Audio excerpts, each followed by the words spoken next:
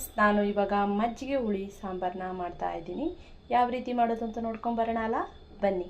ನಾನು ಮೊದಲಿಗೆ ಸೋರೆಕಾಯಿ ತೊಗೊಂಡಿದ್ದೀನಿ, ಅದನ್ನೆಲ್ಲ ತೊಳೆದು ಕುಯ್ದು ಹಚ್ಚಿಟ್ಕೊಂಡಿದ್ದೀನಿ. ಇವಾಗ ಕುಕ್ಕರ್ ಇಟ್ಕೊಂಡಿದ್ದೀನಿ. ಇದಕ್ಕೆ ನಾನು ತೊಳೆದಿಟ್ಟಿರುವಂಥ ಸೋರೆಕಾಯಿನ ಹಾಕ್ತಾಯಿದ್ದೀನಿ. ಇದಕ್ಕೆ ನೀರು ಹಾಕಿ ಬೇಯಿಸ್ಕೊಳ್ಳೋಣ. ಫಸ್ಟು ನಾನು ಇದಕ್ಕೆ ವಾಟರ್ ಆ್ಯಡ್ ಮಾಡ್ತಾ ಇದ್ದೀನಿ. ಈಗ ಸಾಲ್ಟ್ ಹಾಕ್ತಾಯಿದ್ದೀನಿ.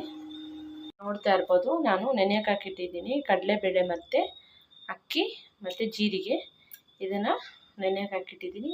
ಇದು ಒಂದು 10 ನಿಮಿಷ ಅಂದ್ರೂ ಸಾಕು, ರುಬ್ಕೊಳ್ಳೋಕ್ಕಷ್ಟೇ. ಇದು ಮೊದಲಿಗೆ ನಾನು ನೆನೆಸಿಟ್ಟಿಟ್ಕೊಂಡಿರೋದನ್ನ ಹಾಕ್ಕೊಳ್ತಾ ಇದ್ದೀನಿ.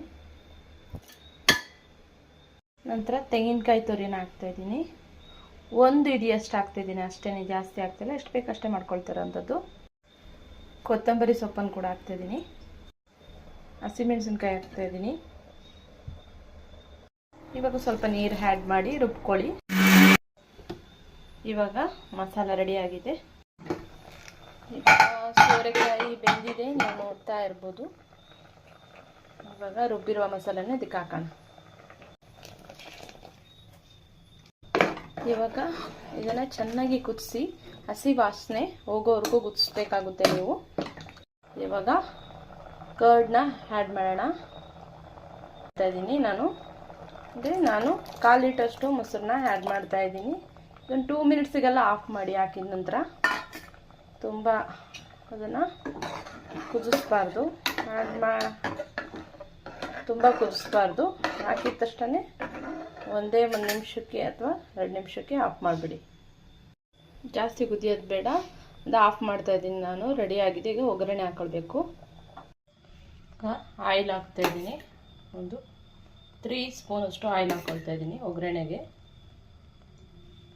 ಈಗ ಆಯಿಲ್ ಬಿಸಿಲಾಗಿದೆ. ಸಾಸಿವೆ ಹಾಕಿದೆ. ನಂತರ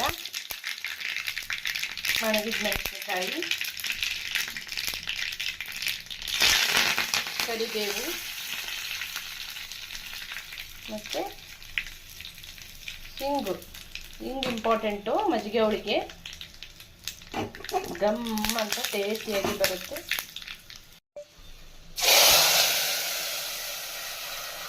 ಒಗ್ಗರಣೆ ಹಾಕಿದ್ದೀನಿ. ನೀವು ನೋಡ್ತಾ ಇರ್ಬೋದು, ಮಜ್ಜಿಗೆ ಹುಳಿ ರೆಡಿಯಾಗಿದೆ. ಎಷ್ಟು ಪಿಕ್ಕಾಗಿ ಈಸಿಯಾಗಿ ಮಾಡುವಂತಹ ಮಜ್ಜಿಗೆ ಹುಳಿ, ತುಂಬ ಕಮ್ಮಿ ಸಾಮಗ್ರಿ ಇಟ್ಕೊಂಡು ಮಾಡುವಂತಹ ಮಜ್ಜಿಗೆ ಹುಳಿ ಅಂತಲೇ ಹೇಳ್ಬೋದು. ತುಂಬ ಸೂಪರಾಗಿ ಟೇಸ್ಟಾಗಿರುತ್ತೆ. ಈ ರೀತಿ ನೀವು ಕೂಡ ಮಾಡಿ ನೋಡಿ ಮನೇಲಿ, ತುಂಬ ಚೆನ್ನಾಗಿರುತ್ತೆ. ನೀವು ನೋಡ್ತಾ ಇರ್ಬೋದು, ಬಿಸಿ ಅನ್ನಕ್ಕೆ ಸೂಪರಾಗಿ ಟೇಸ್ಟ್ ಆಗಿರುವಂತಹ ಮಜ್ಜಿಗೆ ಹುಳಿ ಸಾಂಬಾರು.